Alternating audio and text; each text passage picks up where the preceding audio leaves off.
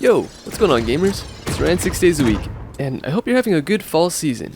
We recently received an update to the Goblin Caves that added additional moves to some of the nightmare level enemies, so I figured this would be a great time to go over the strategies to avoid taking any damage from every type of goblin at all levels: normal, elite, and nightmare. To start, let's begin in the normal Goblin Caves, with the easiest two melee variants, the Goblin Axeman and Goblin Warrior. These enemies can simply be baited into making an attack, and then dodged by back strafing. This works with any class in any armor set. I do want to highlight again here that side-to-side movement has no move speed penalty, unlike backstepping. So, do try to get into the habit of turning 90 degrees, then strafing in the backwards direction to dodge, instead of simply pressing the backwards movement key, which actually reduces your movement speed by 40%. That's a big chunk. The only real special move with these normal melee goblins is on the Axeman.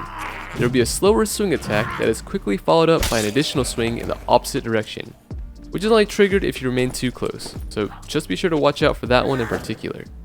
For Goblin Warrior, same thing. Bait the attack, step back, and then attack when it's on cooldown. Moving on, we have the Goblin Archer. The most reliable strategy is to drag the enemy to a corner and to strike during the attack cooldown. However, this is a dodge video, so let's go over what to do in the situation that you don't have any close corner walls. The Goblin Archer will aim at the player's head, without any lead too, so at a distance you can always side strafe the shots. If you happen to be casting a channeling spell, such as magic missiles, you can crouch dodge as the arrow releases. Just don't do it too early or you'll still get hit. This strategy is a little different for slower classes like the fighter, barbarian, and cleric, who also may only have a melee weapon. If this is the case, you may strafe to approach the archer for an attack, but always try to step back a little right after you land your hit, so you have enough distance to dodge the next arrow. A mistake that I often see newer players make is that they'll continuously attack the archer while circling closely, which leads them to take a lot of unnecessary damage. Just walking back for a second or two after your attack will give the arrow enough travel time so that you could reliably evade, even if you do have low movement speed. Now, I know I said this was just a dodge video, but if you are getting started on fighter or cleric, this is a great time to learn how to use your shield too. Just make sure you're blocking high enough so the arrow doesn't arc over the top of your shield, especially with the buckle. These same strategies apply with the Goblin Bolaslinger. If you don't have a corner wall to hug, which I do have to say is the easiest strategy, just make sure you give yourself enough spacing in between attacks so you may dodge to the side or duck. Again, for shield classes, this attack can be blocked and is actually a bit easier too, since the projectile is much larger than the arrow. Additional piece of advice here, since I do see this goblin as a particular point of struggle for new players, that you should be as patient as you can with these bola slingers. Just fit in one attack per bola toss cooldown. There's no need to risk losing a large portion of your HP just to save 2 seconds, unless you are really running out of time or have endless meds. If you do get hit mid-swing though, just commit to finishing off the Bolaslinger. The slows will stack, so trying to run and find cover when you're in melee range usually is not an option.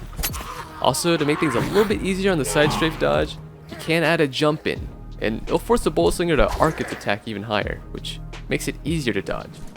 Also with the crouch, the timing is very tight, so I actually don't suggest crouching unless you really want a challenge. Now, to wrap up the normal goblins, we have the normal Goblin Mage, which has a slow traveling homing magic missile that both slows the player and prevents healing on hit.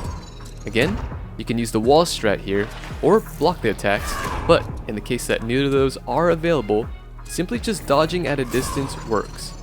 If you don't have ranged weapons, and do not want to risk attacking in between dodges, just wait for around 3 or 4 casts before engaging, as the Goblin Mage will swap to a long channeling heal spell, where it becomes completely harmless for a good couple of seconds. Now, moving on to the elite variants, they are all actually just the same attack mechanics, but with a little faster action and movement speed. So, strafing back after baiting out an attack will work with all the melee goblins, and corner hugging, side strafing, or blocking will all work with the ranged ones. Even the Goblin Mage will do the same attack then channel cycle, so you could always wait that out. 3 to 4 casts is what it seems to be. Things will now get a little more interesting as we cover the Nightmare variants, since they all have an additional unique ability. Starting with the Goblin Warrior, when this unit is aggroed, it will raise its shield before charging at you. This may be problematic if you primarily range damage, since leg shots will deal 50% less damage, and the shield covers most of the upper body and head. In terms of melee combat, always let the Goblin attack first. After the attack, the Goblin's shield will be briefly lowered, allowing you to strike at its head. If you attempt to swing first and end up striking the shield, the Nightmare Goblin Warrior will immediately attack in retaliation, which is just about impossible to dodge. The shield counts as an active blocking surface too, so it'll absorb spells. The Nightmare Goblin Axeman is a bit less complex. The special move is just an additional attack on the slow swing chain. But of course, since it's a Nightmare level monster, it's more of a fast swing chain. All you need to do with this one is move back and out of the way until the combo is done. Be sure to take note of your surroundings ahead of time though, as there is some distance covered with this move, so you may walk yourself back into a corner if you're not careful.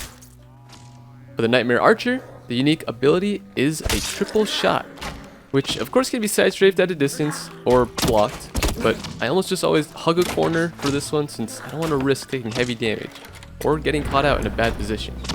This attack comes out very fast too and is always aimed at the head, so if you have absolutely no ranged weapons, a blocking surface, or an environment feature that you may use, like a doorway, corner, or any kind of rock, just avoid these ones. Honestly, they deal a lot of damage. Next, we have the Nightmare Goblin Bolaslinger, which doesn't seem to have a special attack quite yet, but it just does everything it normally does faster. Once again, if you do get hit up close and have absolutely no cover or blocking weapon to use, just commit to killing the Bolaslinger as fast as you can. Slows will stack, so running is not an option at that point. Finally, we have the Nightmare Goblin Mage, and instead of shooting just one homing magic projectile, this thing will shoot out 10 missiles with every attack. If you're close, honestly just strafe and pray. If you're far, just keep on moving and move back if you can, since they have a tendency to bounce and re-home in on you. The good thing about this Goblin though, is that also after a few back-to-back casts, it'll switch to its channeling spell, which of course you can always safely run up and kill it then. Alright gamers, I hope this helps out anyone who is struggling with getting started in this game. Not just in terms of surviving PvE, I'm talking about player combat too. If you can traverse the dungeon without taking any AI damage, you'll be giving yourself a massive advantage in any PvP fight. Please feel free to leave me any questions or suggestions below, or find me on Discord or Twitch. Thanks as always for watching, and I'll see you in the next video. Take care.